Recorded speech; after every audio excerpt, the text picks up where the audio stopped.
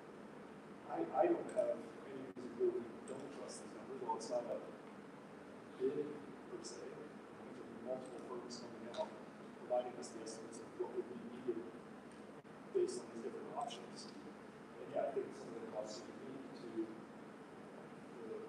not just the problems, but location, where it was at the aging pool, some of these other costs of equipment and stuff that's outdated, the dining hall might be compliant, so it's actually again, not just building line, it's rebuilding this whole structure. So I spent time trying to do pros and cons for renovating the pool versus removing the pool, and my heart hurts with the thought of not fixing it. I hear that on behalf of the swimmers. I read the messages about the prior swim and dive community that existed, about the potential and the size of the teams and all of the different pieces, and it's hard to lose something that once was. But then I keep coming back to these numbers, and they are insurmountable. And I saw some of the recommendations to look at fundraising. We asked about private fundraisers and what we've seen in terms of success with fundraisers in the district. And the most successful fundraiser, I believe you said, raised about $600,000. Yes. And that was over 2 years. That's nowhere near the dollar amounts we're talking about here in terms of what would be required to do justice to this particular location. And I don't think, and I think we're going to agree that this should be the end to the conversation about aquatics. I don't want to see that at all. I think we would all discuss support for our athletics, for our aquatic teams, for wanting to see swimming and diving continue. Work has been done at Turpin to make the pool accessible to all 3 teams. The athletic directors collaborate on schedules. We have an amazing custodial and operations team that keeps it functional as maintaining it well so that we have an option within our district. So this is not about not wanting to see swimming and diving. The option is there to continue that at the current time. I am not convinced that the Anderson basement facility is the right place to look at putting money into one of the funds.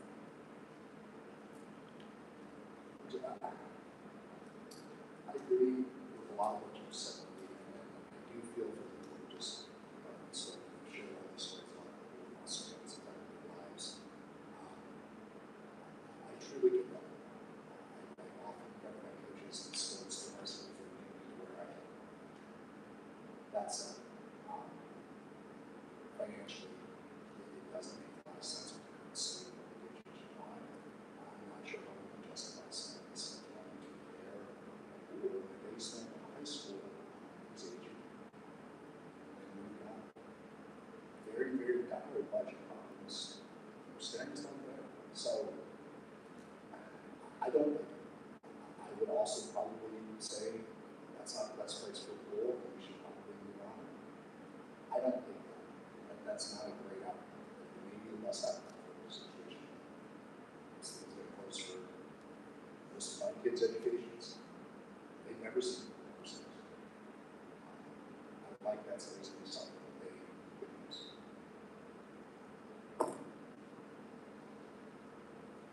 I appreciate what both of you said. And I think what I hope stays at the forefront is that Forest Hills supports aquatics. And that we, as a district, way before I'm on board, have done as much as we can to provide so many diverse opportunities for the district, for Anderson, for Turpin, for Naval. I think the aquatics program deserves better than this purgatory we've been in for 7 or 8 years. I take the point about thinking about what is our concrete next plan. I really worry about how long the can is going to kick down the road. And many times that can stick for very good reasons, very good reasons. And I think past boards have done a lot of work to try to get community input and expert input and, putting the world on pause for a pandemic and other things, real world situations that came in.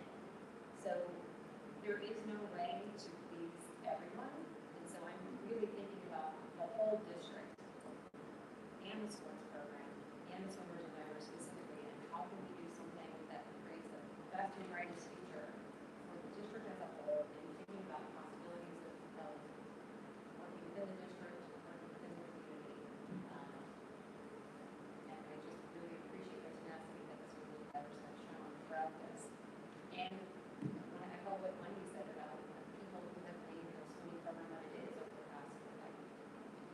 good swimming program. And those kids put a lot of effort, and I am a big believer in the connection between sports and academics and how it helps kids think about a goal and develop mastery over something and work on teamwork and all these skills that they'll use for the rest of their lives, no matter what kind of future they have past graduation in the workforce, in college, in graduate school, in the military, and whatever. I see such a connection there. And I think all of us are trying as hard as we can to be good stewards of taxpayer money and the interest of the entire district as a whole. The numbers are very hard to reconcile, given the reports that we've seen, the expert opinion that we've done, and our district financial situation and the outlook for the future. Because spending some money now, it almost prevents the possibility of there being a different future down the road. Because if we create the most massive fundraising effort Forest Hills has ever seen, and we get $600,000, and we spend that plus more taxpayer money on doing what it takes to get even some of these options going, then that's it. We're not going to get a facility that could be lighter or better the aquatics facility in the long term. And that's even assuming that it works, that the fundraising initiative works, that the fixes work, that we don't run into a money pit situation where it costs twice as much as we think. That's a lot of risk. I don't want to repeat anything that he said, so I'll add. I think the comment that was made about pools and schools don't mix goes toward a trend where we see schools not having pools as part of them. In the report, we showed that in ECC alone, of the 10 schools, only 4 have pools. One of them is Durham. And there's another table that showed us that when looking at suburban school districts in Ohio with multiple high schools, there were 11 of those, and only 2 have on-campus pool facilities. Some of them have 3 schools, some of them have 4 schools, some have 2 schools. And what they were using as solutions were partnerships with rec centers, YMCA's, the ones that did have a pool, just one school that multiple schools shared the pool, which is what we have here. These are school districts with much higher enrollment on the high schools than we have. So there is a trend away from this. So the question is why. One is the cost of building, and 2, the cost of operating them. The squeeze on public funds and state funds that we had already talked about, and then the opportunities that come from some of these community partnerships with YMCA's and community centers, these shared pools. And as Wendy said, this isn't to cast blame on anybody in the past. Like we heard from a former school board member recently, about some efforts to collaborate with a local business to find a solution, to find some funding options. And efforts have been made, but the can has been kicked in. What we're trying to do now is think about, all right, we can't change what's happened in the past, but we can change where we go in the future. So we have started having conversations collaboratively with the township, with the Parks District on what a rec center could look like. How can we serve our aquatics programs? Because the tournament pool is old as well. And I'm personally connected to this. Like my son dives at Nago, he's going to keep diving and he goes to the tournament as well. So I get the value of pools and what they mean in students' lives. But again, the same thing, when I look at the cost, it's just mind-blowing to see how much it costs to do this. A 60-year-old building without any type of long-term facilities plan existing in the district. And I think of it less in terms of what are we possibly losing and more, but what can we gain with using this space just sitting unused for the last 7 years. I know that some of the administrators in the schools have been asked about imagining how that space can be used. There are some ideas out there, so I don't think it's a matter of, well, this would just sit there and then, until a decision is made. I think there are some ideas. Right now, it's just sitting there because nothing else can be done with it. So, from my perspective, the numbers are good. It's too much for me to think that we can do anything other than moving the forward. And as a clarification on the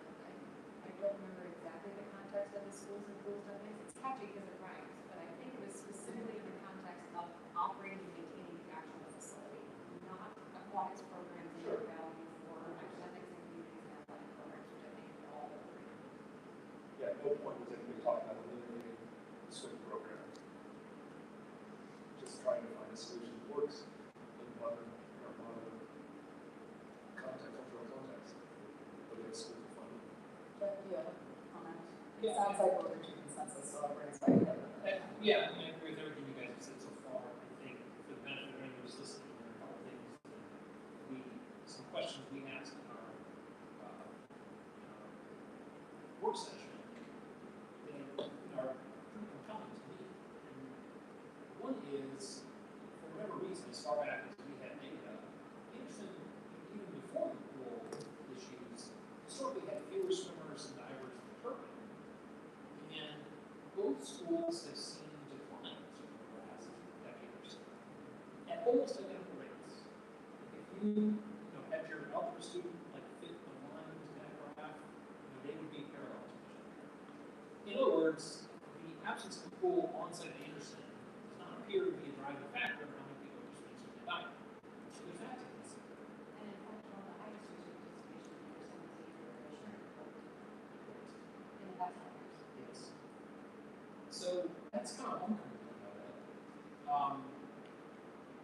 And the other is just where does the money come from? We have to make trade-offs, right? And so the obvious place for the money to come from is our permanent improvement fund.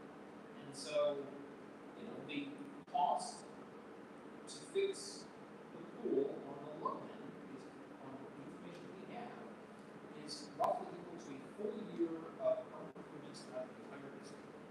So I look back again at the summer 2025. Actually, we need to sum it in the clarification on that. What we've had in our last few treasurer's reports are it's labeled the summer permanent improvement projects. I thought it was year-round, work is targeted in the summer, but that's year-round, right? It's year round. Okay. Yes, it's work we start in It's summer. not 3 months worth of work, it is a year's worth of work. It is. We should retitle that. Okay. Good point. All right, so, but 1 year is, last year, 4.5 million round numbers. This year, 5.5 million current estimates, ongoing. So, it's $11 million over 2 years, or sorry, $10 million over 2 years, $5 million a year. That is right in line with the lower end estimates. I've heard people say, well, these numbers are wrong, but these numbers we've got, nobody's ever talked about numbers. I wish they were wrong. I mean, could we give up, rebuilding playgrounds at Air and Mercer and Summit? Could we give up the Nagel and Turpin stadium turf and track improvements? Could we give up research and Turpin tennis court? Could we give up the Turpin air handler unit replacement? That alone is $650,000. Could we give up $550,000 to do the air roof replacement this year? I mean, I just can't justify taking all those things off the board for a year to replace the pool with a few dozen kids. I mean, there's, I don't know, 500 students in there or whatever it is, and they need a roof. And so there have been some fundraising efforts in the past. People have talked about community partnerships with joint businesses or foundations and so on, and they haven't worked out. The money's got to come from somewhere. I could not justify taking it from the permanent improvement fund. I don't know where else it's going to come from. And I'd love to offer every, program or facility at every school. That's just not realistic. We just can't do that. I mean, there's no reason, without lines of which they went, pool matters. We just can't do that. We go to pool. It's unfortunate that Anderson students have to travel and Nagel students have to travel to Turpin to use the pool. The band travels, the Wellington travels, the Nagel tennis team travels. Each football travels on occasion for what it's worth. It's my son who does it down the river, so so there are many teams that travel.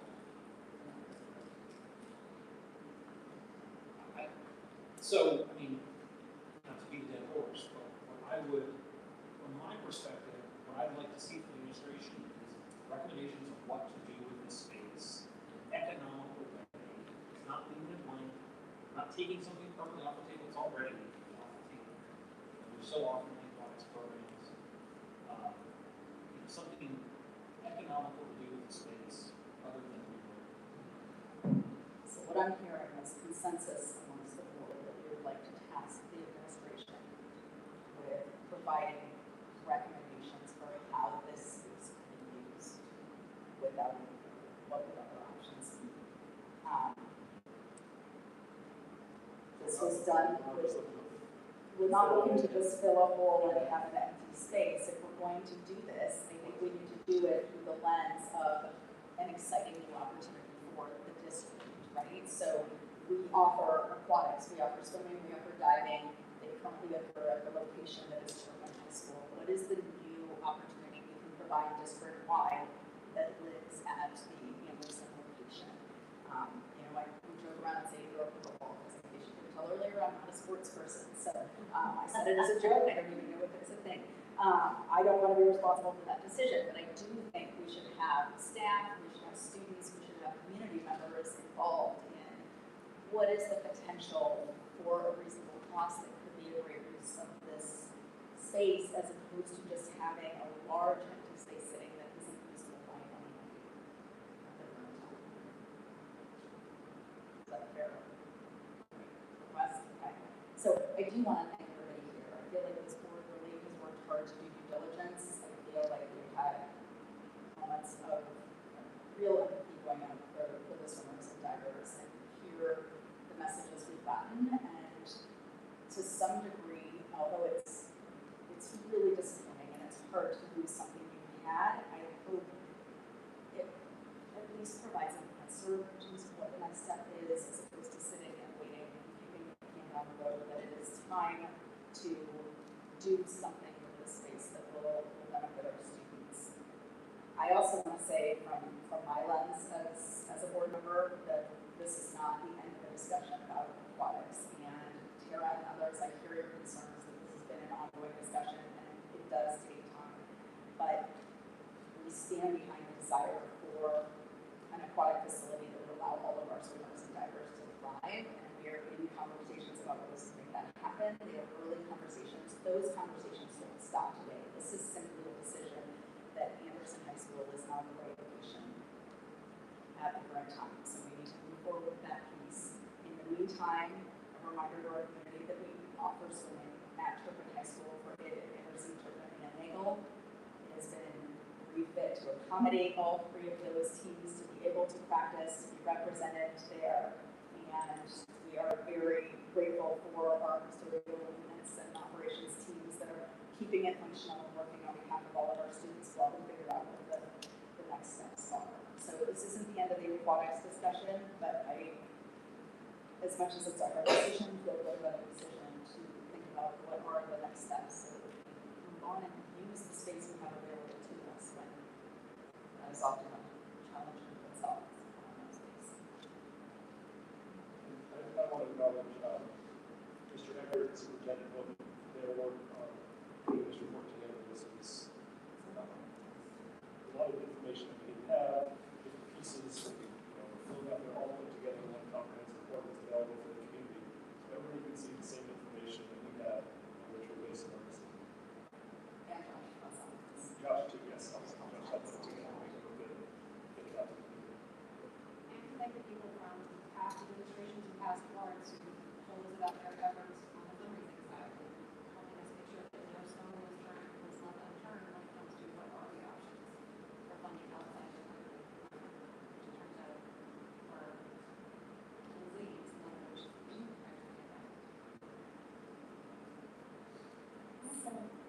Yeah, this has been a great discussion by the board, and I appreciate the fact that we recognize how much work the administration has put in to trying to find a solution for this, as well as past boards. We will continue to work, alongside of you with the joint committees with the township and the parks to continue to pursue other opportunities from Aquatic Center. As you said, we hear you loud and clear that this isn't the end. Continuing to search for a bigger solution, a more comprehensive solution. We hear that loud and clear, and Mrs. Davis and the administration behind us, we hear your charge to go back, talk with our staff, our students, and find some way for community input to see how that space could be repurposed to maybe have something that, Turpin will then travel to Anderson, have this opportunity that's at Anderson that doesn't exist at Turpin. So we hear your challenge up to us, and we'll get to work on it. Like you're setting us a challenge, we'll take up my call. Timeline, we would like to hear recommendations. We just want to follow up in the work session. I think follow up, my hope would be early in the fall, but obviously now we're charging them with this and students have all disappeared for the summer. So my thought is probably August, September will be the date of election time. And then I'd say sooner rather than later because we are trying to move this forward, but obviously student voices. Yeah, but I would say, talk amongst yourselves and let us know in August when we're back together, if you can. September, how much time can you meet? Maybe you'll say, I can do some next month, maybe say December. Yeah, I think we need to get together, discuss what's the best way together, that community and parents and students, and as you pointed out, a lot of them are going right now that would like to participate in that discussion and that data here together. So we'll get together and come back to you with a plan to get that. Maybe talk about a little bit more at our August 4th meeting. So I think there's an exciting opportunity. I think so. All right, well, with that in mind, the next scheduled meeting will be August 4th. There will not be a July meeting this year. That is simply HR when needed, and there is nothing on the table at the moment. So August 4th will be the next time we are back together. That is for sure. Yes, not do you agree with that? Yes. I'm doubting you. Can I get a motion to adjourn? Dr. Simmons? Yes. Mr. Ward? Yes. Mr. Knight? Yes. Ms. Wazowski? Yes. Dr. Strickland? Yes.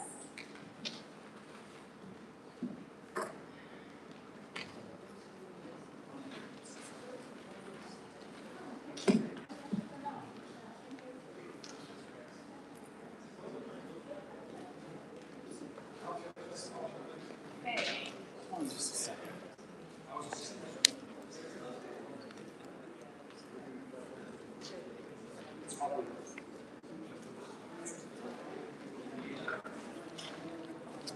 Just exit. Yeah.